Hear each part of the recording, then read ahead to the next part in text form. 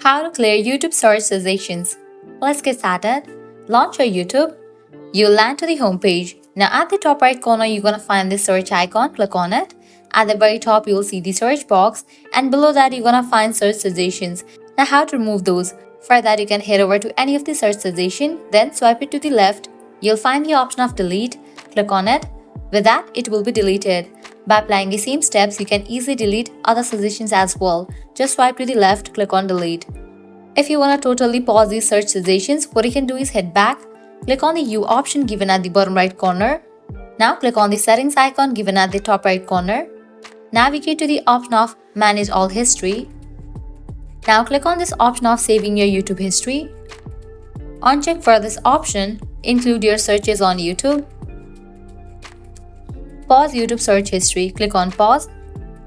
With that, your YouTube search suggestion will be removed. So this is how you can easily clear YouTube search suggestions. At the end, if you guys find this video helpful, don't forget to like, share and subscribe to our channel. Thanks for watching.